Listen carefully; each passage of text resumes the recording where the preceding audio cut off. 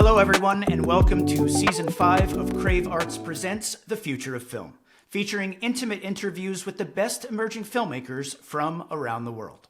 My name is Tom Oliva, and I am co-founder and executive director of Crave Arts and the All-American High School Film Festival, dedicated to discovering, showcasing, and uniting the next generation of visual storytellers and content creators. In October of 2024, we celebrated our 12th annual festival. 12 years in, and our community is thriving, a testament to the power of believing in the arts and the emerging artists that share their stories with us. The collective spirit of our organization, our community, and all of our year-round initiatives is rooted in a shared passion. A passion to breathe life into stories, to collaborate with others who share your vision, and to create content at the highest level. Content with the ability to move viewers emotionally, to inspire with unprecedented style and craft, and to impact real change. Some quick updates from the All-American Bulletin Board as we gear up for our 13th annual festival in New York City. We are busy preparing for our 2025 Fest, which will take place this October 17th to 19th, and submissions are open via Film Freeway with the final deadline on June 30th. Head over to hsfilmfest.com to get the latest news and updates about the 2025 festival. You can save on early bird tickets, book your discounted rooms at the Hilton Midtown Hotel, and check out our downloadable 2025 budget guide, planning guides, and posters, because it's never too early to begin planning your all-American adventure. If you plan on attending the Fest in New York City, we highly recommend competing in one of our film invitational competitions, the world's premier on-site student filmmaking competitions from October 15th to 17th. We offer a variety of authentic real-world production experiences for student filmmakers and video production programs, your chance to crew up and produce a short film in just 10 weeks. Registration opens in May. For anyone looking for new gear, be sure to visit our preferred partner discounts page under the resources tab on our website. You can check out awesome discounts on a variety of gear and software.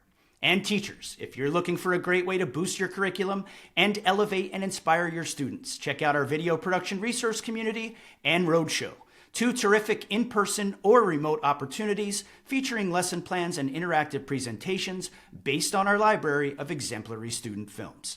More information can be found at hsfilmfest.com under our Education tab.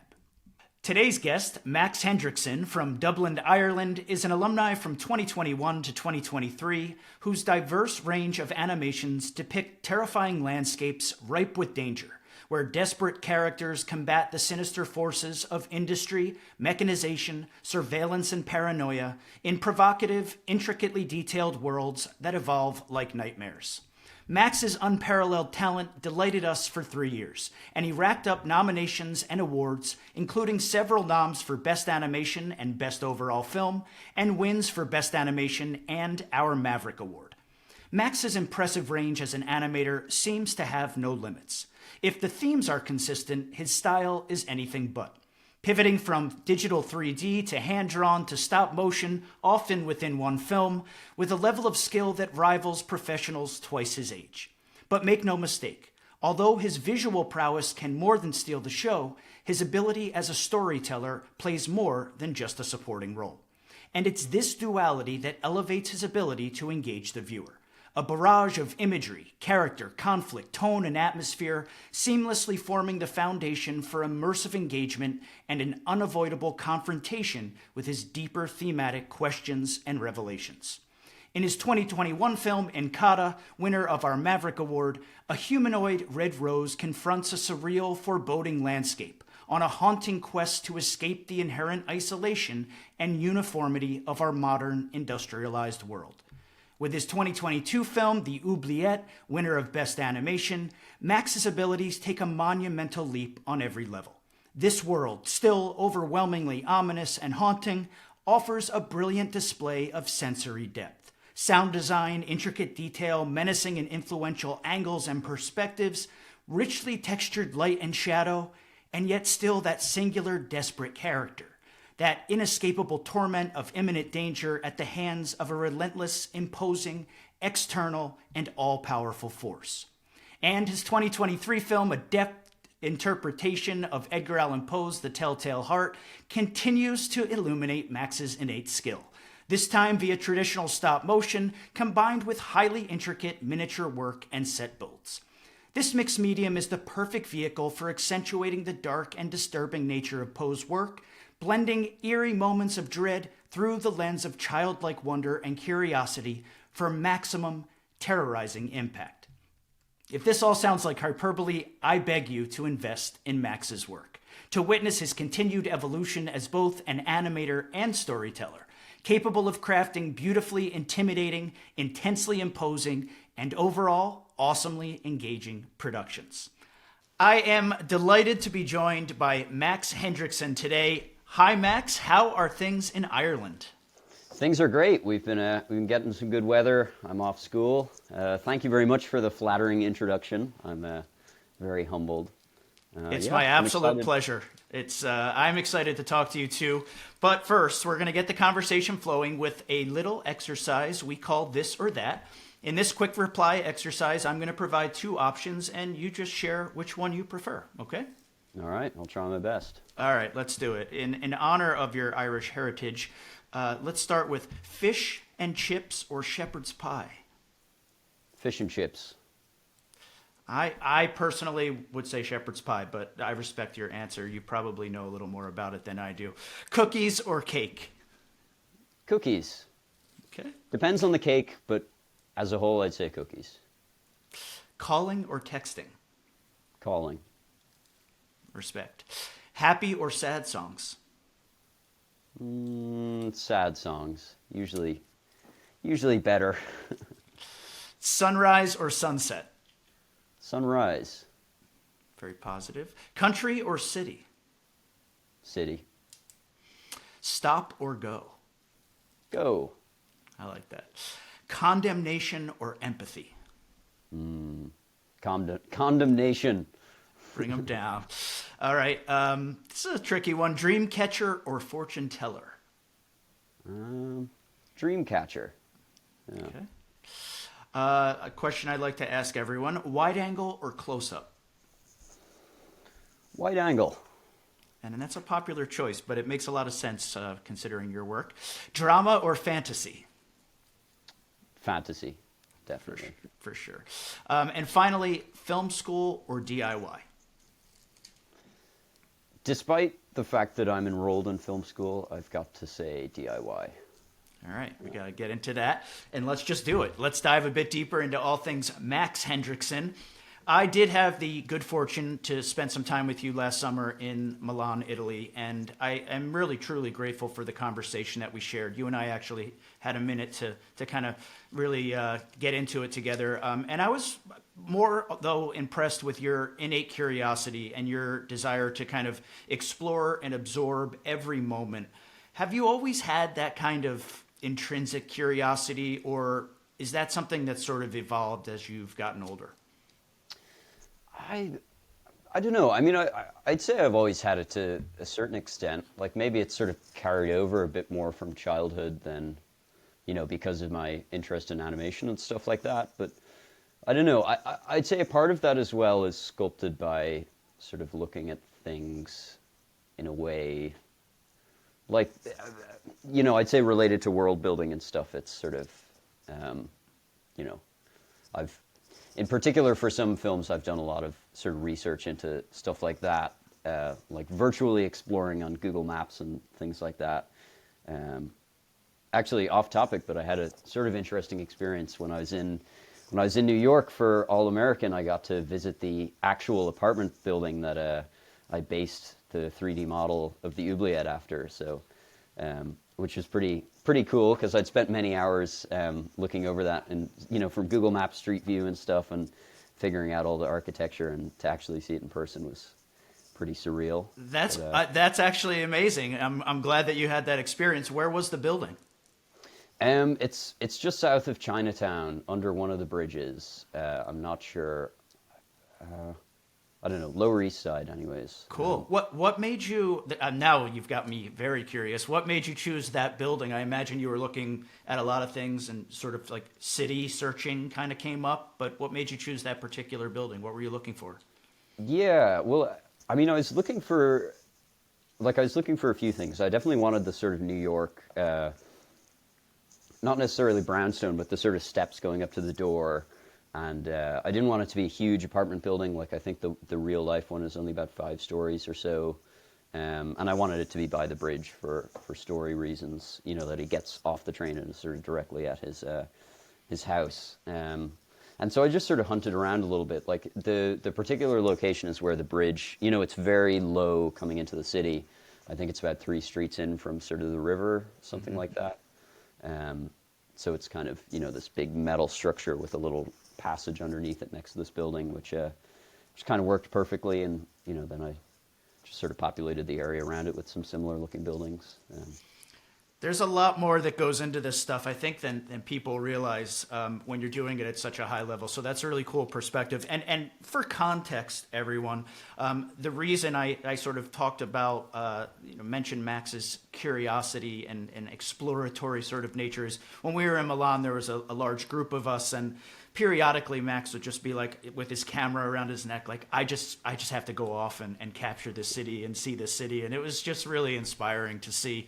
I'm curious, does this aspect of your nature inform your creativity, and how so?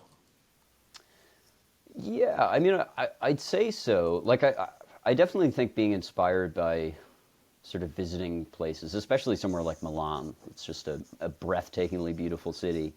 You know, it definitely informs a lot of the decisions I make with regards to setting and stuff like that. Because, like, since I'm working in the animation medium, you know, I sort of have, like, by the nature of it, I have creative control over every single aspect that, you know, you wouldn't have in live action film unless you had like $100 million and you were building all your sets, you know. So I think it is sort of interesting, and I do like to sort of collect photos and, you know, sort of little things that I see for use as reference, you know, somewhere down the line, not necessarily with any particular purpose, but, you know. Do you go through like your daily life? You know, is that sort of just a part of who you are? Like, I don't know, even if you're on a train going somewhere, are you seeing the world like as a storyteller all the time or most of the time? I mean, not necessarily. Like, I'm not really consciously thinking about that all the time. It's just mainly when something catches my eye and I'm sort of like, oh, this could, you know. And since we're all like walking around with cameras in our pockets, it's pretty convenient to sort of... I have to shout out a piece of software that I use because it's free, which is called PureRef, P-U-R-E-R-E-F, which is just, it's like an infinite sort of canvas that you can just paste images into, and it's so helpful to use to sort of just stick a bunch of photos down like a whiteboard, you know, and I've used that on probably my past like 6 projects or so at the early stages of development. You know, like that's a big help, just sort of accumulating all of your references in one sort of place that you can scan around. So kind of like a Pinterest like board. Yeah, yeah. But it's more specific. It's just this big canvas that you can just paste all stuff down, like notes and images and stuff. I've written it down. I love it. Thank you for that. So I'm curious to know what you're up to right now as far as filmmaking goes. You mentioned that you're in film school. Where are you attending? So I'm in first year film, or just finished first year in the National Film School in a college called the Institute of Art, Design and Technology in the lovely city of Dublin. So yeah, that's down south a ways. The sort of province or, you know, area of Dublin is called Dunleary, and it's you know, it's right by the sea and very scenic down there. Yeah, and I'm in there with a great bunch. Like, it's a small enough year. I think it's only about, you know, small, like 20 something people, and, you know, they're all incredibly talented filmmakers, and, you know. So as someone who described themselves as DIY first, why did you think that going to film school was a good fit for you, and why this particular school? I suppose, like, it seems, I mean, there's like loads of advantages to film school, like mainly just sort of making the connections with, you know, people that are all going to be very successful later in life, I'm sure. And, you know, like just having that sort of sandbox environment that, you know, rather than just, you know, sort of making films that don't go anywhere by myself, living with my parents, I can do that in an academic institution and, you know, not really, you know, it's a very low pressure sort of just, or at least first year has been, you know, just sort of making little projects and learning a bit. And my course is very practical as well, which is nice. So, you know, we have access to some great studios and, you know, gear and stuff like that, which is all, you know, and we have a lot of freedom, I'd say, with the sort of assignments we're given. It's inspiring to hear you say that you're inspired and motivated by the people who you're going to school with. As someone who, you know, we hold in such high regard and who's been successful with All American, and I'm sure in other places as well, that you still look at your peers at school as people who are going to be highly successful and people who are on par with you. So it's nice to hear you be so humble about that. I imagine you will be quite successful as well, Max. So tell me, like, what's a day in the life of a student at the school like? What was your first year like at school? What kind of things are you doing? Well, so my schedule varies quite a bit.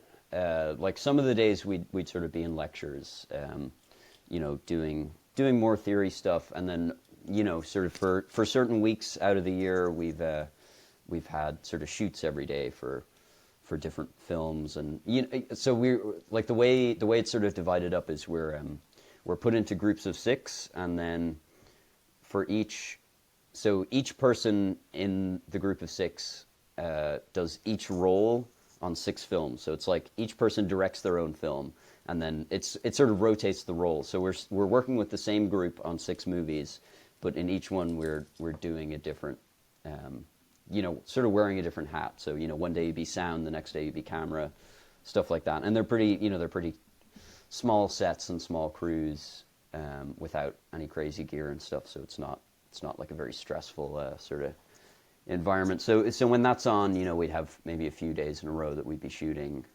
and then, yeah, I suppose it just depends. And then after that, editing and stuff like that. So,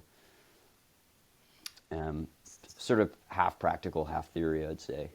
It's interesting, as you know, you're someone that I think of as an animator, and only an animator, a storyteller for sure, but I only really know you as an animator, and it sounds like that's not what you're working on. So you're not necessarily studying animation right now. No, and I had to make that decision because very close to the deadline of when we have to submit our what's called the CAO, the Central Applications Office in Ireland, which is essentially a list of the courses that you want in order. So it's, you know, if you don't get this one, you get the one below it and stuff like that. And I sort of had a hard time deciding whether film or animation was to go first. And I ended up picking film, and I'm very happy that I did, because I don't think that I would be, like, I don't think what interests me about animation is learning the technicals, right? And I don't think I'd be happy getting a studio job working as a junior animator and working my way up the ladder. You know, like, what appeals to me is more the storytelling, and I would view animation more as sort of a medium and less as a separate thing. And, you know, that probably comes from, like, the sort of way that I started doing animation, which was just doing it because of the lack of, you know, my inability as a child to sort of pull off ambitious ideas.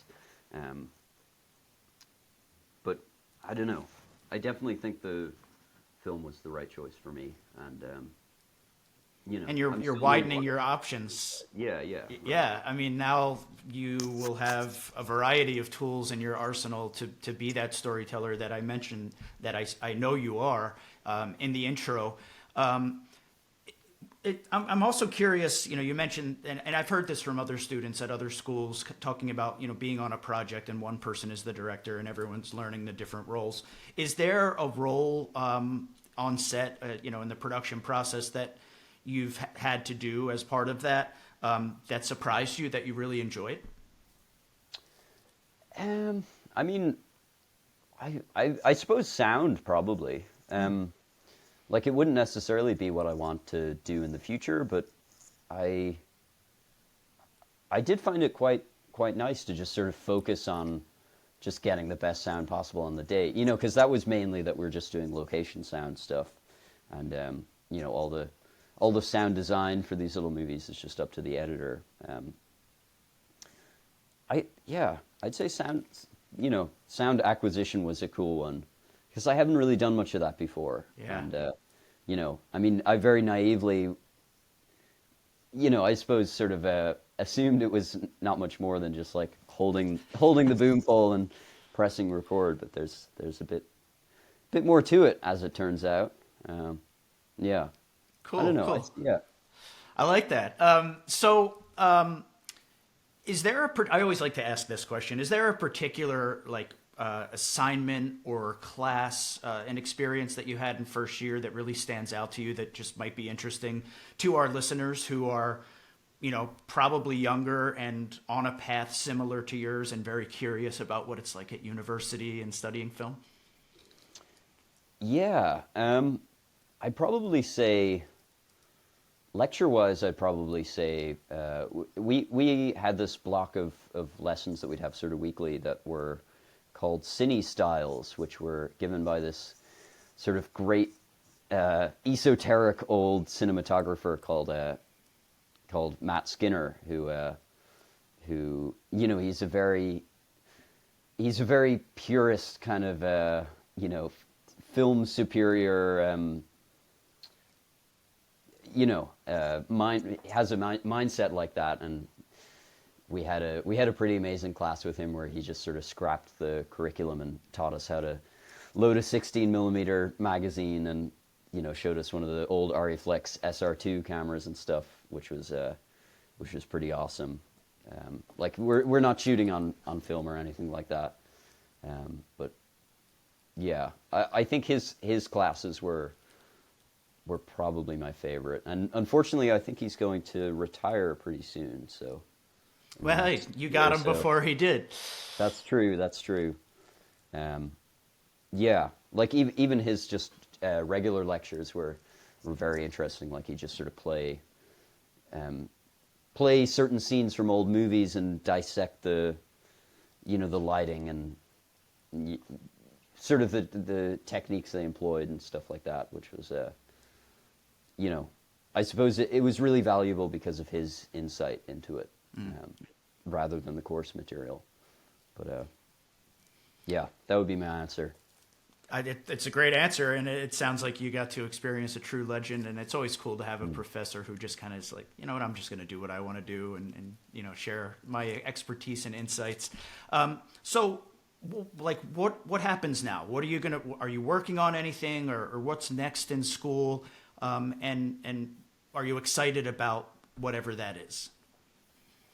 Yeah, well, I mean, outside of school, I've kind of been working on this much larger project for the past couple of years, like just writing it, basically. Still going to be a short film, but it's a screenplay that I've been sitting on for a long time that I'm finally sort of starting, I guess what I call pre-production. So I'm preparing a few things that hopefully I can give to a studio and pitch to get a bit of money.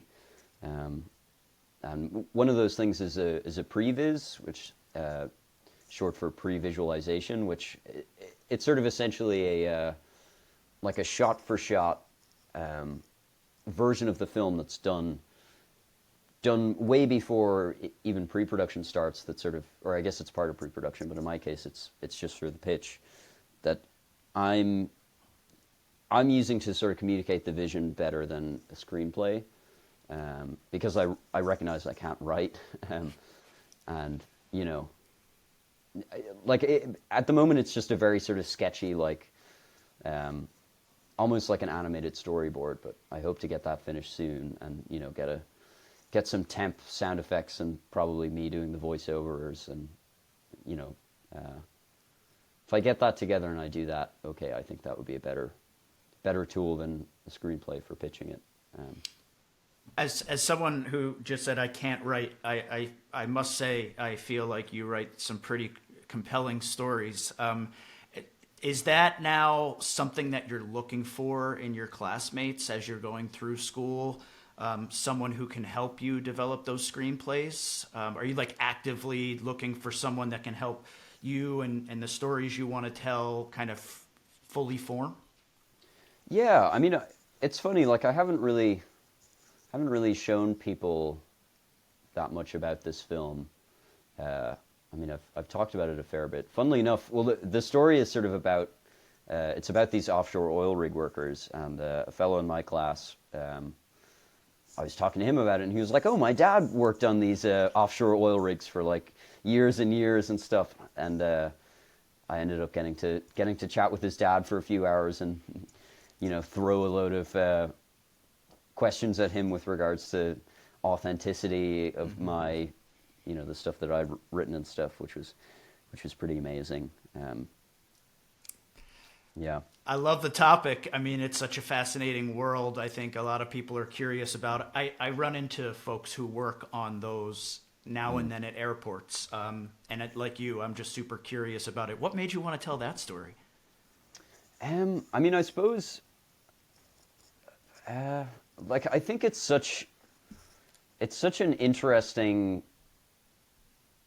I mean, it's an interesting job for a number of reasons. The main one that interests me is that it's like being at space or being in Antarctica. Like you're in possibly the most hostile sort of environment possible. Like it's this little city out in the middle of the sea. That you're there for maybe 3 weeks at a time. And also, I had sort of noticed that there wasn't I at least didn't know of many movies or TV shows or anything like that took place on oil rigs. Like it was kind of I was aware that they existed, but I didn't really know anything about them. And in the time since I was first coming up with the story and sort of writing it and stuff, there have been a few. There's that TV show called The Rig that came out on Amazon, and I think there's a game coming out, sort of a horror game. But yeah, I was just sort of fascinated by this lifestyle that I really didn't know that much about. And it's a great setting for a horror movie because it's, like John Carpenter's The Thing, like it's It already feels like a Max Hendrickson film to me. I totally get it. I think it's a great choice for you. And such an interesting lifestyle too, right? Because they go for like periods of time and then they go back, and that must be such an interesting contrast that can be played around with too. I very much hope that you continue working on it because I'm interested, selfishly. Let's take a big step back and talk about your experiences that got you to this point. When did you first start making movies, and why did you want to do it? Well, I'd say before I started making movies, I watched a lot of movies. Like we grew up without a TV, so sort of my main source of entertainment was DVDs and this old Dell laptop that ran Windows XP, which like the startup noise of Windows XP just takes me back to sitting out watching DVDs and stuff like that. And I watched some really great movies, particularly thanks to my dad, who showed me a lot of very bizarre movies that he grew up with and stuff like that. So I would partially attribute my taste to him for the weird. And also, I don't know, I suppose that very much sort of cultivated my interest in it. And then I was given a camera when I was pretty young as well. When I was about 6 or 7, my grandfather gave me like a flip screen little camcorder, which was just like the most amazing thing ever. I don't even think it was SD. It might have been like lower quality, but I was making these little movies with my friends and stuff like that. And then I suppose after a point, my ideas started getting a bit too big for what I could accomplish, and that's when I turned to animation. Turned to animation, which was I don't know, I guess the gateway for me. Why? I mean, you basically just said it, but what is it that you like about animation?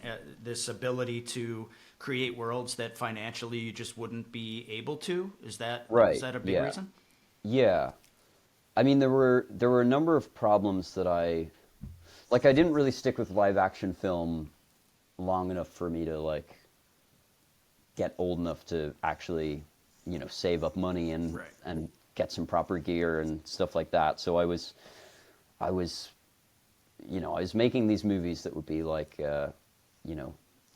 11 or 12-year-olds dressed up in suits, pretending to be adults with no, stuff like that. I'm sure everyone has, but I suppose animation was like I started out doing films with animated segments in them, so there'd be a bit that would be just way too complicated for me to ever pull off. That would switch to animation, and in particular, one of the films I did with that sort of switched halfway through, and I did this sort of paper cutout style digital animation, which didn't require a whole lot of skill, and it was sort of like image collage that was moving a bit and stuff, and people seemed to like that one, and so I don't know. I suppose I decided to do a full animated one and see how it went, and then that was, Then you were down that rabbit hole, and now you're coming out of it. I'm sure you'll go back to it. What is it that draws you to the stories that you tell, to the themes that you explore? I talked quite a bit about that in the introduction. These sort of singular characters navigating kind of darker worlds. What is it that draws you to that? Is that a conscious choice, or does it just kind of come out? I mean, I suppose the single protagonist sort of thing comes from the fact that I would not be good at writing dialogue. So I did try out some films that, I mean, I have a lot of unfinished projects, and some of them just had terrible dialogue. And, having the sort of silent protagonists, I guess, I mean, which I've only had in a few films, but I don't know, it's sort of, like, since I'm so interested in the sort of world building and atmosphere that goes into the places that these stories are set, it sort of appeals to me. I mean, I'm speaking mostly in the case of the Oubliette here, but to have the audience be sort of exploring these worlds with the main character, and sort of almost like the protagonist is just a vessel for the audience to sort of be dragged along with. That I don't know. It's hard to quantify, but it definitely comes from the fact that I was writing very bad dialogue in my first movies, and scrapped that pretty soon. But I don't know. Subject matter wise, I started out on horror films because it's just so, I don't know. It's an easy emotion, I'd say, to instill in a viewer. I mean, I think it's very hard to make a properly scary horror movie, but Sure. To make something creepy, it's pretty easy. And so, a good few of my first films were just stuff like that, because you can just make stuff weird very easily, and And evoke that sense of tone, right, through these Right, nameless, right. faceless characters in these Yeah, sort of right. overwhelming worlds. Yeah, like it's much easier to make a world that feels kind of spooky and creepy rather than a world that authentically feels something else, like very, very happy or something. I don't know. It's hard for me to explain, but I feel like it's I don't know. That's about the best I can do, I think. That's fair, and you're drawn to it. And I've also noticed that some of the titles for your films, I can't help but wonder what came first, the chicken or the egg, because the titles are so on point with the feeling, that sense of tone and message that comes through in the film. Like Enkata, if you don't know, and I had to look it up, means time or the moment. Oubliette means a dungeon or prison, a place where people are placed to be forgotten. Did the title come first, or is that something that you kind of come up with after the story is generated? Well, all my titles come, like, I'd say that's almost the very last step. after editing and all the rest of it. I mean, I'm thinking about it a bit towards the end of, editing and stuff like that, but the titles really are one of the last things, and I struggle with it a lot. I feel like, I don't know, having to put a title on something is, it's hard for me to do, because I feel like the title is it's the first thing you... It's the window in. Yeah. You're right, exactly. Like, it's the thing you read, on a brochure or something, and you go, okay, well, maybe this interests me and maybe this doesn't. So, I don't know. I feel like if I had much more sort of concrete titles, that it would maybe enforce a more rigid idea of the movie. But I don't know. That. I suppose I just kind of slap a obscure sounding word or something like that on, and let the audience put their own meaning on it, I suppose. Do you have, of these three films that I've been lucky enough to see and experience, do you have a favorite of the three that you submitted? They're also different, but also, again, quite similar in tone and message. Is there one that perhaps we can dive a bit deeper into?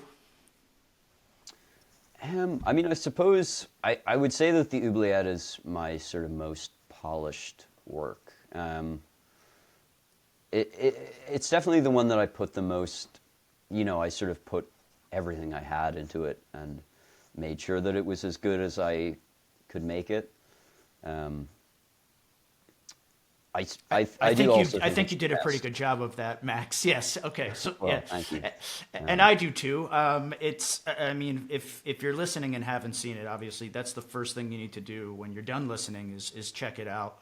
And obviously I recommend all three, but how long did it take to make that film? I mean, it's so intricate. That the world building of it is just gorgeous. How long did it take?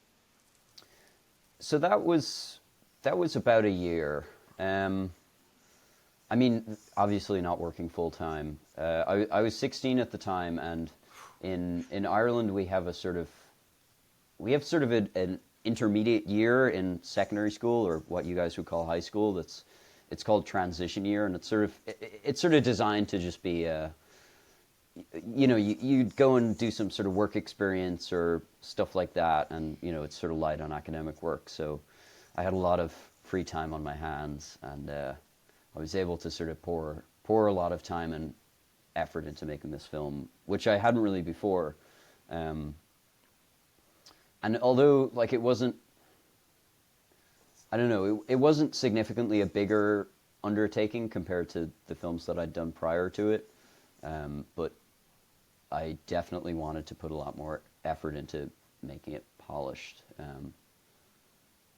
Yes, I'd say about a year. That's from sort of the start of writing and figuring it out to final export, I'd say.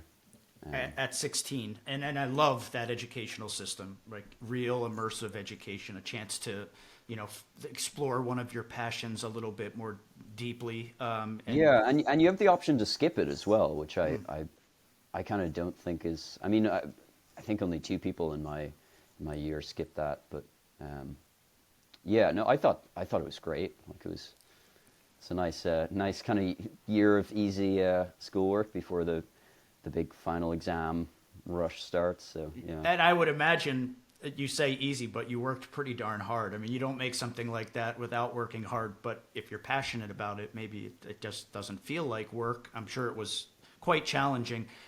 I have so many questions. I think the best one to start with is, where do you start? So you come up with this idea. Obviously, that's where you start. But what happens? Where do you begin the process of making a film like the Oubliette? Well, in the case of the Oubliette, I think the very first thing I started with was the idea that I wanted to make a movie set in this sort of city. Sorry, excuse me. And I'd say, looking for, I definitely started designing the city and figuring out how it would look before figuring out a story, which is, I probably would not recommend it as a way to work, but you know, since the movie is so visually centric, and you know, that was probably the starting point. And then in terms of the story, I would trace the root of that back to seeing Jacob's Ladder for the first time, and there's a particular moment in that film that really struck with me. That's sort of this, it's sort of this moment. Sorry, brief spoiler alert in case you haven't seen the movie. Go watch it; it's amazing. It's terrifying, absolutely terrifying. Yeah. There's a great moment in that when he sort of realizes that he's being surveilled on the phone, which is sort of, at least in my experience of watching the movie, it sort of shifts the, you know, it's sort of a shift in perception. You're like, oh, you know, this is, I don't know, but that sort of feeling of this sort of shadowy force that's observing that you don't know is there until a point, and then that sort of shifts your idea of the start of the film. Maybe that was sort of the thing I wanted to convey, and so naturally it was somebody being, you know, spied on by some sort of shadowy police force, or, you know, military government or something like that. And then I suppose it made the most sense for after that. It made the most sense for him to be you know, arriving to the city for the first time, and it being as unfamiliar to him as it is to the audience, which I guess sort of allowed me to sort of show some of the funky stuff. I don't know. Yeah, I suppose that was sort of the order, and then working out the details of, you know, I sort of would come up with things I wanted to happen, and then order them in the way that made the most sense. Like, you know, him sort of figuring out his letter has been torn open and stuff like that, and you know, sort of hearing people moving around, possibly inside his walls and stuff like that. But yeah, and then once that was done, sort of then just all the animation stuff. Yeah, well, that's my next question. So thank you for the great segue. As someone so interested in, seemingly, and adept at using different forms of animation, how did you make this film? Like, I'd be the first to admit I don't understand what it takes to make something this beautiful happen. How do you do it? So the absolute driving workforce at the center of this film and many of my other films is my first love, Blender. The absolutely most amazing thing to ever happen to me, which, if you don't know, is a free and open source 3D software package that just does it all, and it's amazing, and it's being constantly developed and maintained and has a huge community, and I learned it at a very young age, and it's incredibly powerful. And I sort of built the city first in Blender, like not necessarily trying to go for photorealism, but more just sort of, you know, just sort of throwing stuff together and figuring out how best to translate these sort of sketches and stuff to 3D.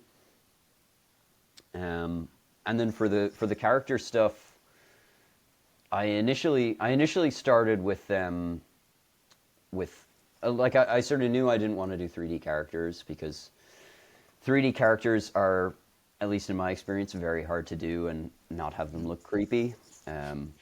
That's a good way to describe it. I like that. Yeah, and I think the only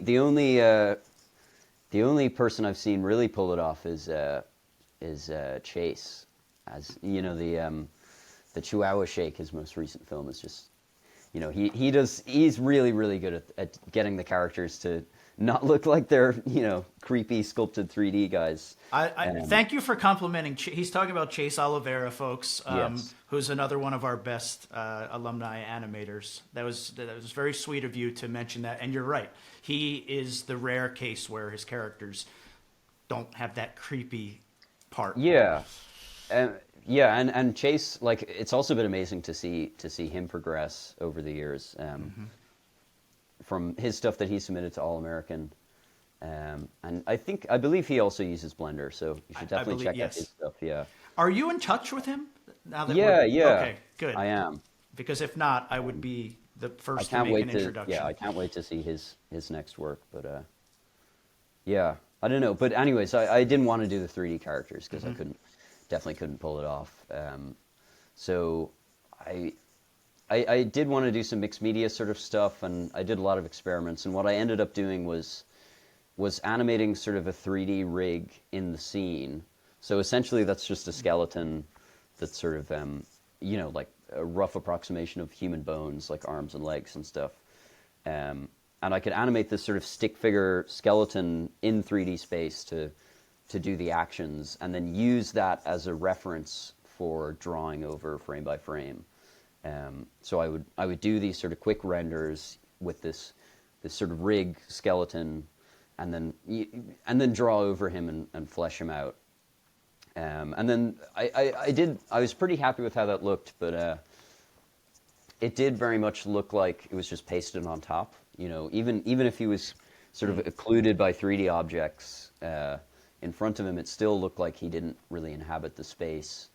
And so after a bit of experimentation, I figured out a pipeline that worked pretty well for me. Of after I was done the animation, I could bring it back into Blender so that he could sort of physically cast light on the environment and create shadows and appear in reflections and stuff like that, which I think sort of gave it the extra sort of sense that he's embedded in the 3D world, and they're not just two separate elements.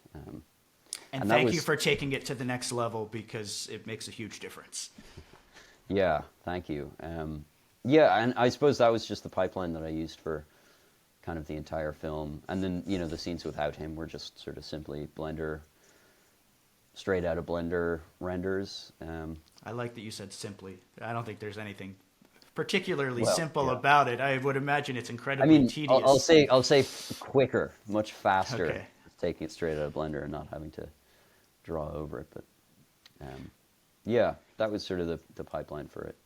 Awesome. And I thank you for the perspective, again, from someone who wouldn't have any idea where to begin with it, and who now very much wants to learn how to use Blender. What's the hardest part about what you do? I mean, actually, let me ask this first. When you were a kid growing up, were you just constantly drawing? Is that the first origins of you, the animator? Yes, definitely. It would have been a lot harder for me to get into animation if I wasn't drawing all the time. Are you still drawing all the time? Yes, I am. Although most of my drawing is for animation stuff, so it's Okay. rare that I get the opportunity to sort of draw. I mean, I'm doing a lot of drawing now, I suppose, for the sort of previs stuff, which is nice, because I don't really necessarily have to think about that in an animation sense. I'm going to have to do another one of these after, and another one, just sort of a single background frame, which is sort of, it's very nice. But yeah, I was definitely drawing from a young age. And I think a lot of experimentation with different media helped in terms of painting and, sketching and stuff like that. Yeah, and is that all related to, I don't know if it's your ability or your desire to, I'm not sure what the right phrasing is, but, all of the 3 films that you submitted to All American, which all were very successful, they're all totally different in style or in mode. Maybe that's the best way to say it. Right.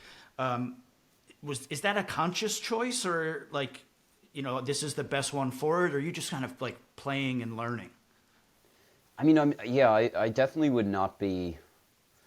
I wouldn't like to do another film in the style of the one before it.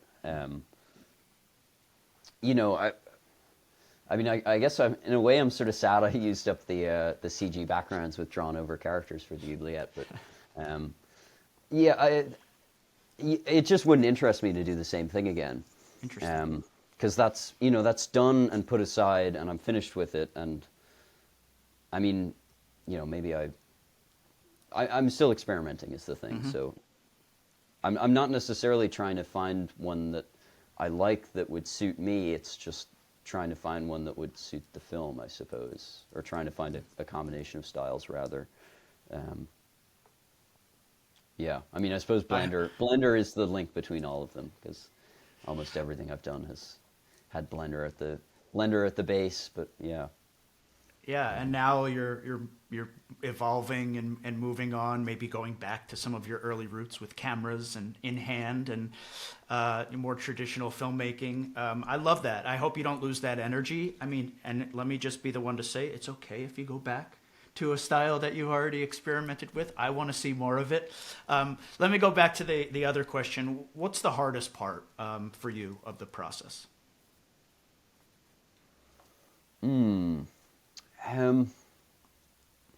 I mean, I would say, I'd likely say that the sort of like just brute force animation stuff where it's just drawing in between frames and going on for, a long amount of time doing the same shot. But I would like that isn't necessarily the hardest part, because it's kind of just monotonous work. I don't know. It would have to be something early in the film, like probably some part of pre-production. I don't know. I think it's sort of, I'm always a little bit scared of finally locking down, a story or something like that, because if I do start working on it and put a lot of work into it and then have sort of doubts about it later, then maybe I wished I spent a bit more time figuring out the story or something like that. And that is sort of the case with all of my films. Sure. That's sort of my main like the main downfall of all of those films are like certain parts that are weak that I wish I had something else happen there, or took a different direction or something like that. But and that's just human nature, right? We're always going to want to revisit and go back and make better, right, and right. it's never as good as we want it to be. I think you've done a pretty good job for the record. So, well, I think I think it follows a sort of interesting, like my opinion of my own stuff is, it's like when I first finished it, I'm very happy with it, and Sure. and then after a pretty short amount of time, I'm like, possibly when I'm working on the next project or whatever, I'm like, like there's all this stuff that I'm unhappy with. And then after maybe like 4 or 5 years, I'm back to being like, oh yeah, that was a cool little project. And Yep. I recognized where I was at that time, and, I don't have any regrets about it anymore. I think that's a healthy artistic path. Yeah. Yeah. It's a happy in the end for me with old projects, but. So let's ask that question then. What is your favorite part about the process? I would probably say the earliest stage of figuring stuff out.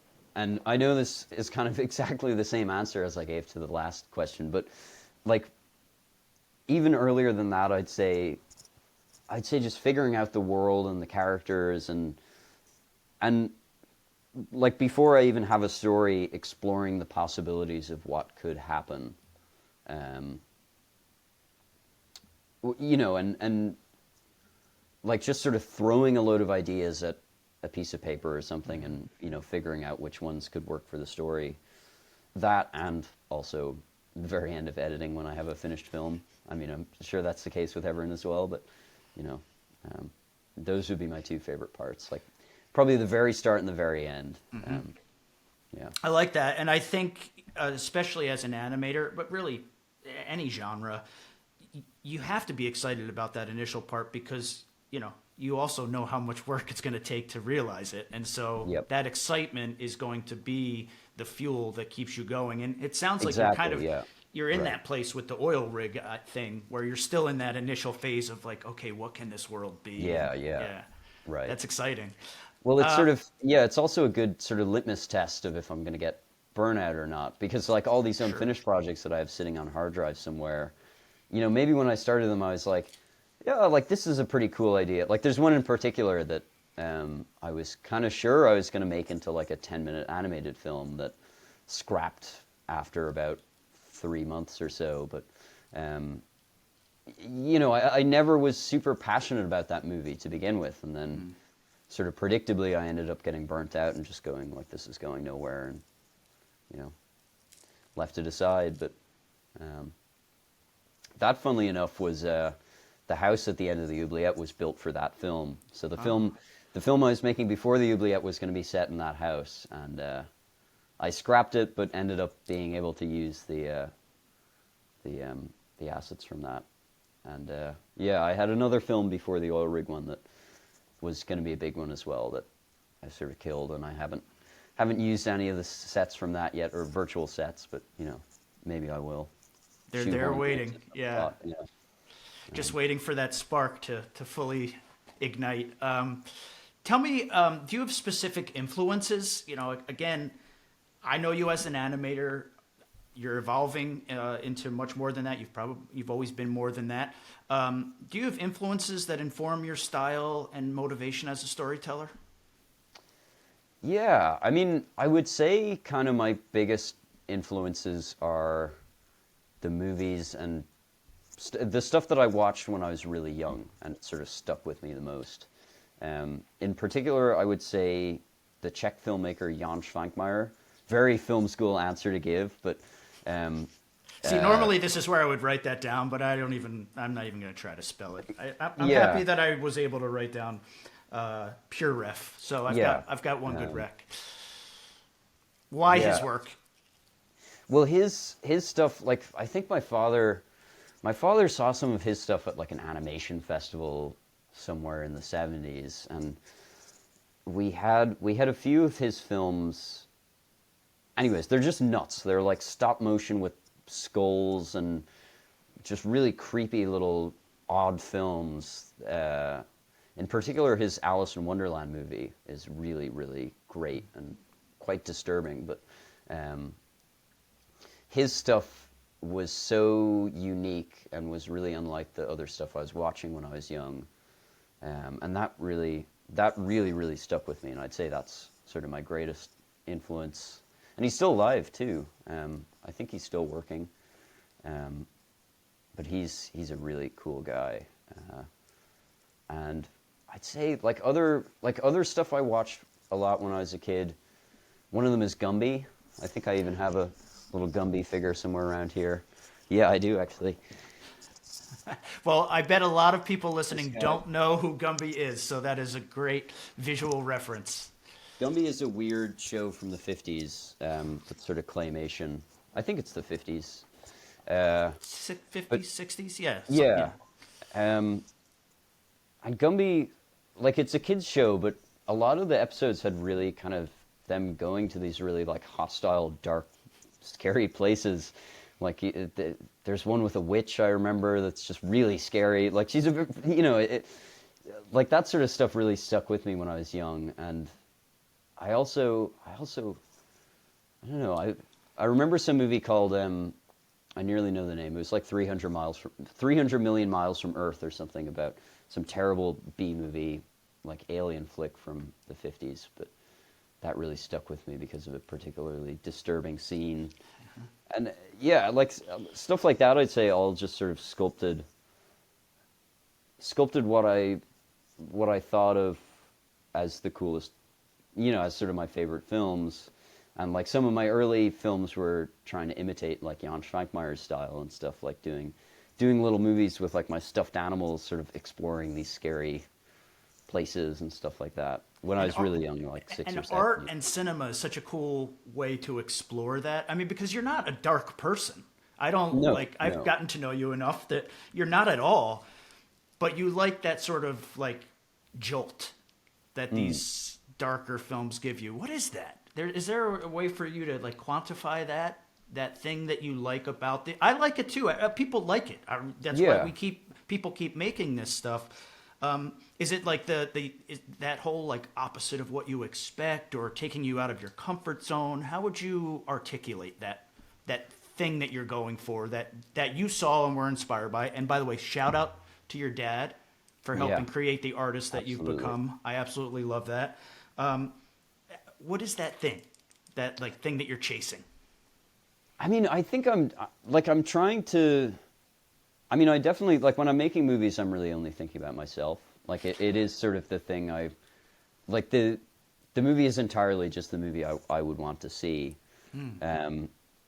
And I think I am sort of trying to chase that feeling I had as a kid of watching something that maybe was, maybe a movie that's a little too old for me, or also just some weird kind of like effed up like art movie from, some bizarre thing that, I couldn't comprehend. And so I was sort of scared of and fascinated by. And I don't know.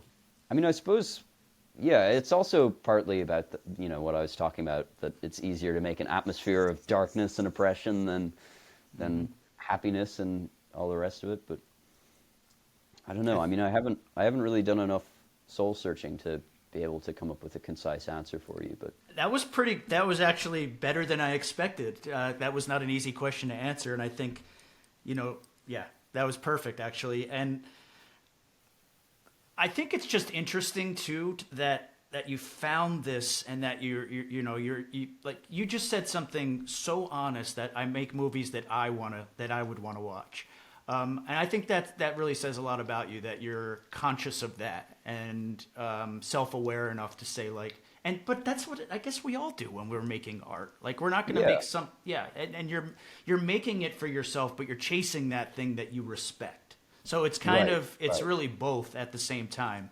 All right, with the little bit of time we have left, I do want to ask you.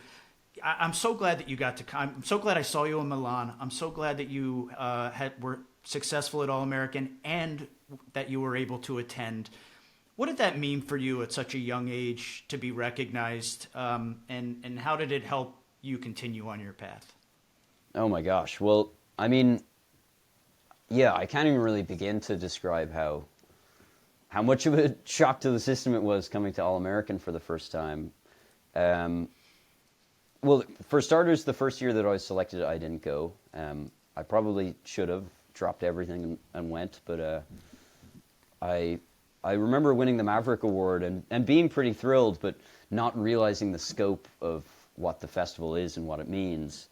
And then I got selected again, and you emailed me sort of, asking if I was going to come, and I think I was kind of like, I would love to, but it's in New York, like it's so far away. And, yes, and I was doing the delicate process of like, well, yeah, Max, you really like should a come. little nudge. Yeah, and then you ended up comping me the festival pass, which was like the most amazing thing, and it was kind of, I was like, yeah, okay, well, I have to go, and that was just the most mind-blowing trip ever.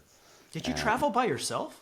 No, I was there with my dad, Okay. and like I was fortunate enough to have my dad has friends who live in Brooklyn, so I was able to couch surf with them, and I just going to the like AMC Times Square on the first day and being like, oh my God, like this place is full of people. When the festivals I'd been to before were, sort of the like, youth screenings in a cinema, let's say. That was actually our biggest motivation, is that we get that, but we wanted it to be about you, and we wanted, it is the youth festival, it's not a little piece of a bigger thing. No, we're respecting your work at that age and the highest that, and working at such a high level. So I'm glad that you felt that. Yeah. And then like that was amazing. And the awards show in the beautiful, is it King's Theater or Queen's Theater? King's Theater, right? Yeah. Which like, that was possibly the most amount of people I've seen in a theater ever. It was just enormous. And obviously winning the award was pretty mind blowing, but yeah. And then I was lucky enough to come back, the year after, and word had spread to some other Irish filmmakers who submitted their films and got selected, and we ended up getting some money from the Arts Council in Ireland to comp the visit, and there was a little news thing ran about us like going over to New York before we went and stuff like that, and it was really great to be over there with some other Irish filmmakers, and by that point I'd come back and I was meeting all the people that I'd met the year before, and it's really that's awesome. That makes my heart very full. I'm glad that you could have So such if you're listening and you're thinking, maybe I'll go this year, definitely make the trip. Well, Definitely, thanks. definitely. We certainly feel the same way. And by the way, that your initial sort of Irish push and that organization helping you guys attend, they're still doing that.